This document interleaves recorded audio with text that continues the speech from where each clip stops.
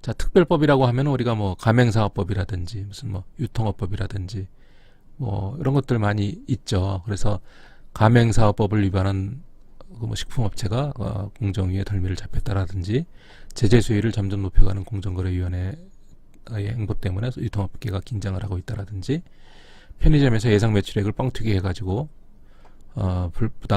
불공정거래 행위를 했기 때문에 홈플러스에 5억 원의 과징금을 부과했다라든지 이런 내용들이 다 특별법상의 불공정거래 행위에 관한 보도문이다 이렇게 얘기할 수가 있겠습니다. 네.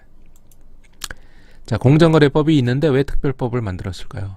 애초에 경쟁법에 공정경쟁을 위한 경쟁법의 기준 법령으로 독점규제법을 만들어 놨는데 그런데 시간이 지나다 보니까 독점규제법에서 구체적으로 규제하기 어려운 그런 새로운 유형들이 많이 나타났다는 거죠. 그래서 그런 새로운 유형들을 규제하기 위해서 수시로 추후에 특별법을 제정하는 수밖에 없고 그 특별법을 통해서 새로이 나타나는 그런 각종 불공정거래 행위를 규제할 수밖에 없게 되는 겁니다. 그래서 새로 제정한 특별법이 바로 하도급법. 이건 약칭입니다. 다 약칭. 하도급법은 원래 하도급 거래에 있어서의 공정화에 관한 법률.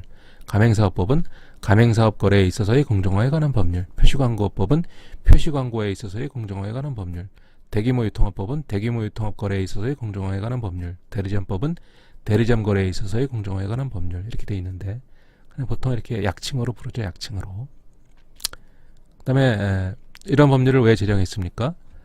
독점규제법만 가지고 불공정 거래를 다 단속할 수가 어렵게 되는 사항들이 많이 나타났죠.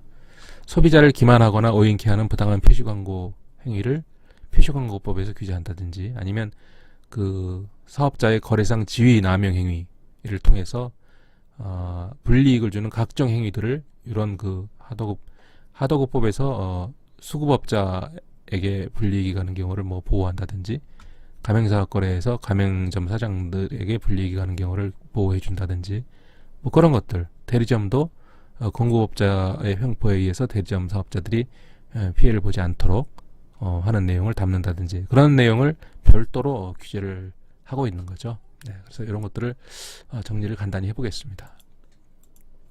제일 먼저 하도급법. 하도급이라는 것의 개념을 잠깐 살펴보면 우리 하청이라는 말 많이 썼죠. 근데 일본 말이라는 거예요. 그래서 하청이라는 말 대신에 하도급이라는 말을 썼는데 이 원사업자가 있을 거고 건물 하나 지어주세요라고 도급을 맡기는 원사업자가 있을 거예요. 그렇죠?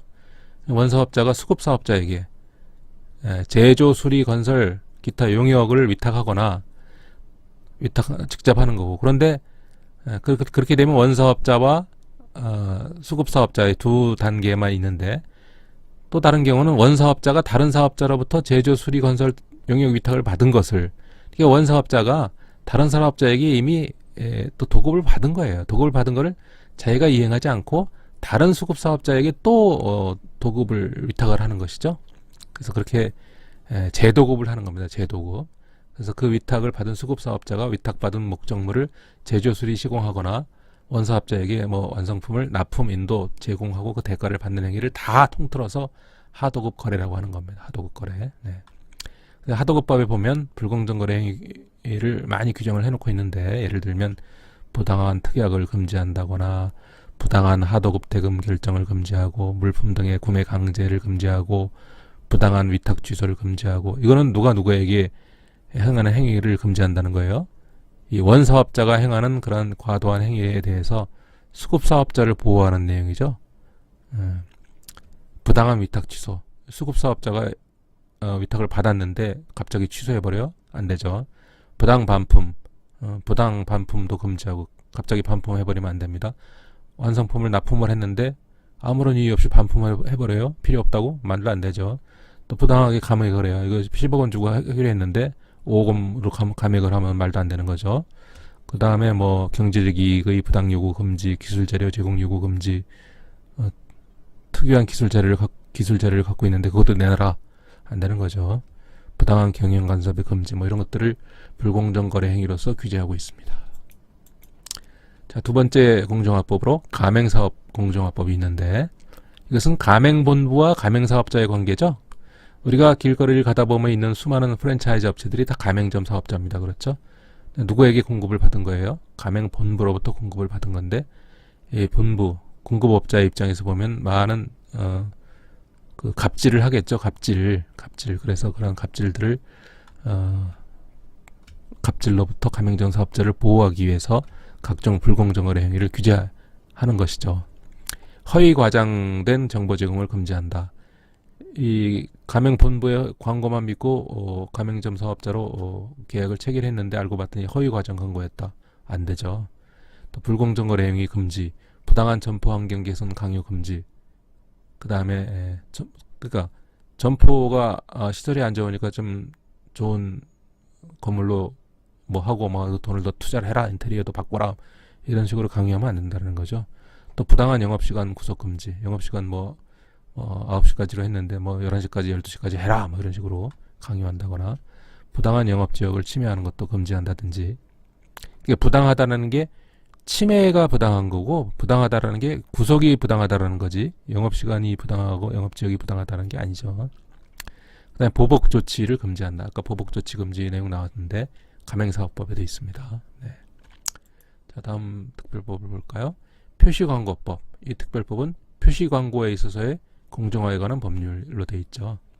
이것은 표시광고가 뭐냐 개념을 살펴보긴 좀 그렇죠. 다 아는 거니까. 목적, 입법 목적을 보면 상품 또는 영역에 관한 표시광고를 할 때 소비자를 속이거나 소비자로 하여금 잘못 알게 하는 부당한 표시광고를 방지하고 소비자에게 바르고 유용한 정보의 제공을 촉진함으로써 공정한 거래 질서를 확립하고 소비자를 보호하기 위한 목적이다 라는 거죠. 그래서 표시광고법상 부당한 표시광고 행위를 금지하고 사업자 단체의 표시광고 제한 행위도 금지하고 있다. 이게 표시광고법상의 불공정거래 행위 규제 내용입니다. 자, 그 다음에 네 번째 법률로서 대규모 유통업법이 있습니다. 대규모 유통업 거래에 있어서의 공정화에 관한 법률인데, 대규모 유통업이라는 게 뭐예요? 자사 제품을 직접 판매하는 게 아니라 다른 회사의 제품을 대신 팔아주는 거죠. 바로 백화점이나 할인마트, 이런 게 다 대규모 유통업법입니다. 대규모 유통업 거래입니다. 그래서 이것도 뭐 목적을 보면 대규모 유통업에서의 공정한 거래 질서를 확립하고 대규모 유통업자와 납품업자 또는 매장 임차인이 대등한 지위에서 상호 보완적으로 발전할 수 있도록 이바지하기 위한 것이다 그랬는데, 그럼 여기서의 그 법적 지위가 대립되는 그 주체는 바로 유통업자, 백화점이면 백화점 사업자가 되는 거죠. 그 다음에 거기 들어와서 물건을 판매하는 매장 임차인이 있을 거고, 매장 임차인. 그 다음에 백화점에 물건을 납품하는 납품업자가 있을 거예요. 그렇죠? 이렇게 몇 가지의 그 주체들이 서로 법률적인 관계를 지위를 차지하고 있는 겁니다. 그래서 주로 이 대규모 유통업자의 행위를 주로 금지하고 있는 거죠. 상품 대금 감액을 함부로 하지 못하도록 금지한다. 상품 판매 대금을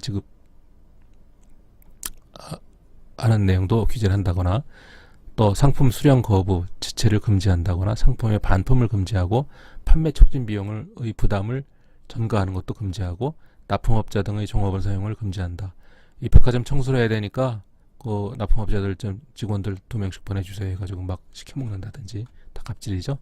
또 배타적 거래 강요를 금지하고 경영 정보를 내놔라 하는 거, 이런 거 다 금지돼 있고, 경제력 이익 제공 요구도 금지하고 있고, 뭐 각종 불이익 등을 금지하고 있다, 이런 거.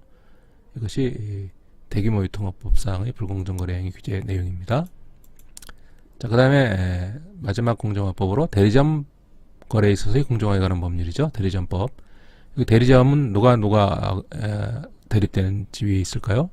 바로 대리점 사업자와 그 대리점에 제품을 공급하는 공급업자의 힘이 경제력 강자가 되고, 대리점 사업자가 약자가 되는 것이죠. 그래서 대리점법상 불공정거래 행위로서 구입 강제 행위를 금지한다거나, 대리점 사업자가 원하는 제품만 공급을 해줘야 되는데 구입을 강제하는 행위를 하면 안 되겠죠. 또 경제상 이익 제공 강요 행위, 이거 독점규제법에 있는 내용이 상당 부분 많이 겹치는 것을 볼 수가 있습니다. 그렇죠? 판매 목표 강제 행위, 불이익 제공 행위 금지, 경영활동 간섭 금지, 또 보복조치 금지, 뭐 이런 것들이 대리점법상 불공정거래 행위로서 규제되고 있는 내용입니다. 자, 그 다음에 공정화법은 아닌데 자본시장법이라고 우리가 보통 부르는 자본시장과 금융투자업에 관한 법률에도 불공정거래 행위 규제 조항이 있어요. 그래서 또 잠깐 소개하면 이 자본시장법은 왜 만든 겁니까? 자본시장에서의 금융혁신과 공정한 경쟁을 촉진하기 위해서 만들었다는 거죠. 그래서 자본시장이니까 이 자본 주로 과거에 있던 증권거래법이 지금 있습니까? 없습니까? 있다고 하는 사람들은 곤란하죠.